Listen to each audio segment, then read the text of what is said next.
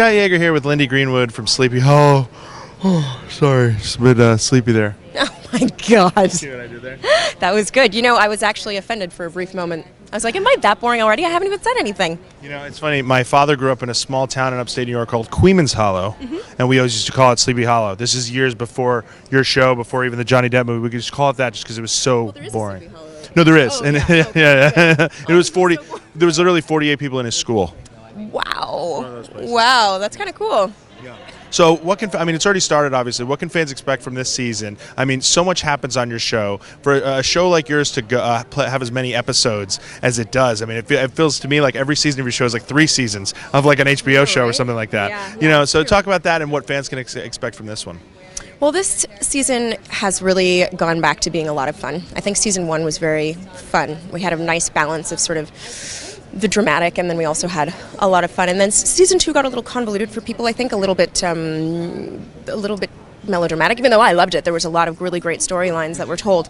Season 3 is really fun again, so you can expect that. A lot of big bad monsters, lots of action. Jenny has a lot of really cool stuff to do, my character. So yeah, just fun.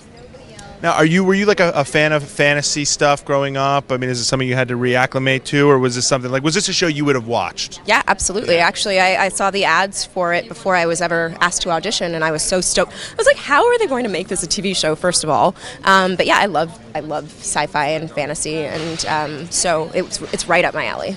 You guys have been a mainstay before, you know, since the show's inception of Comic-Cons. You guys come here. The show was here before the show had even taken off, and fans were just getting acclimated with it here, and now you guys are a fan favorite. What's it like being in a place like this where everyone's going nuts, and now they're going nuts over you guys? Oh, it's the best. I mean, it's such a great feeling to have people supporting you and really show their enthusiasm. What I love so much about Comic-Con and like nerd culture is that you don't need to feel embarrassed to be really excited about the things that you love, and that's why I love these conventions, because everyone is so unabashedly enthusiastic. So it's wonderful to be a part of that as a fan, but also as a, for work. So who do you geek out over? If you were going to come here in a costume and walk the floors, who would you be? It's funny, I actually did walk the floors in a costume at San Diego Comic-Con this year. I made do you know the comic The Rat Queens? No, but it sounds great. Yeah, it's really great. Anyway, I live in Manhattan, so I see a few of them. Yeah. More rats than people, I guess.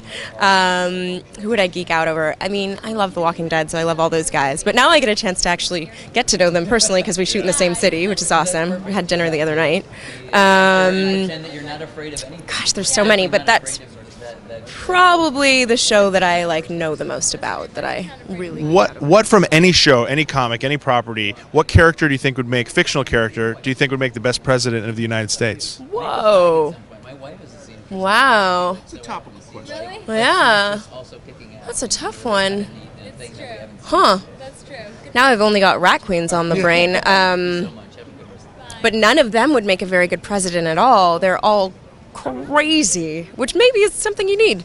There's this little character who does a lot of drugs and does crazy things, and maybe that would be fun to see.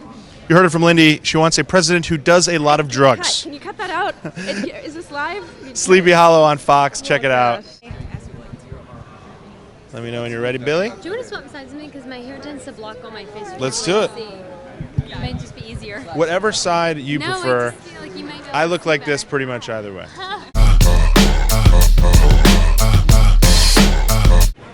Scott Yager here at Comic-Con with Nikki Reed from Sleepy Hollow. How are you? I'm so great. How are you? I'm fantastic. Now, being a part of a show like Sleepy Hollow at a place like Comic-Con, you guys get a lot of attention. You have a lot of, there's a lot of fanfare involved. What do you geek out over the way people geek out over Sleepy Hollow?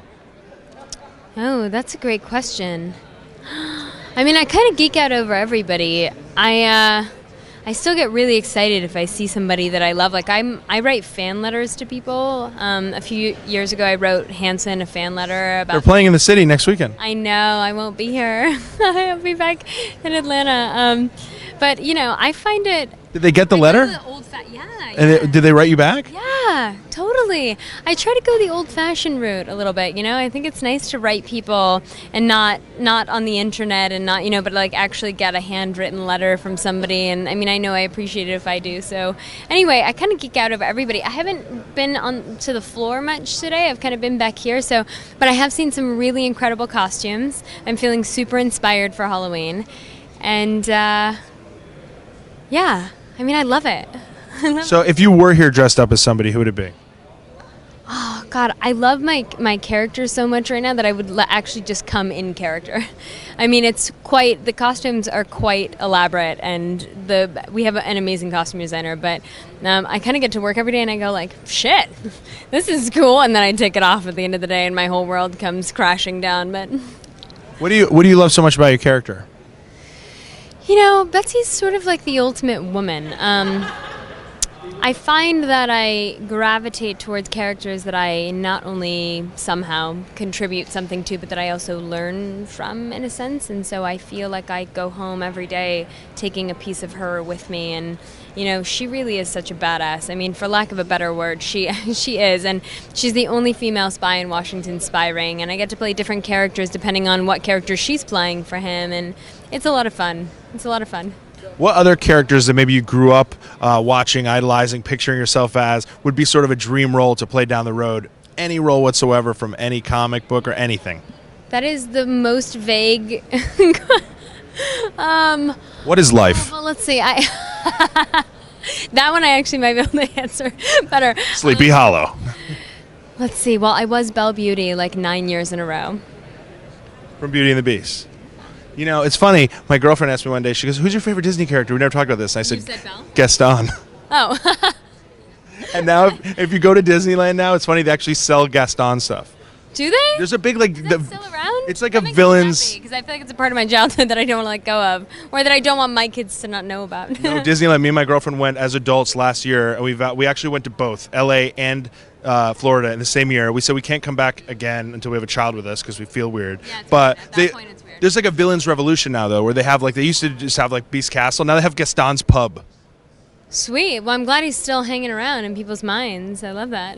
We've been asking people this all weekend. What character of any kind do you think would make the best president of the United States? What is life? Back to that. The best president? Okay, let me just tell you. That's with a good head on his shoulders. Our country right now is that we have too many characters running for president. Oh goodness, I don't know. Let's just go back to the good old days. I don't know. I think that this whole situation is just becoming such a joke because of that. You know, we joke about it like you in an interview, and then it becomes so real, and those people actually come out and say they're going to run for president. So let's not even put that into the universe, you know? Got it. So we don't want to say the Joker because then the Joker might run for president. Is that what you went with? No, but you kept saying joke, so it popped into my head. Oh, got it. A lot of people keep saying Batman. They want Batman to be president? Yeah, which I think is kind of weird. Which Batman? Bale? So one said the Bale Batman, which would be weird because all the speeches would be like, "My fellow Americans." They literally said the Bale Batman? Yeah.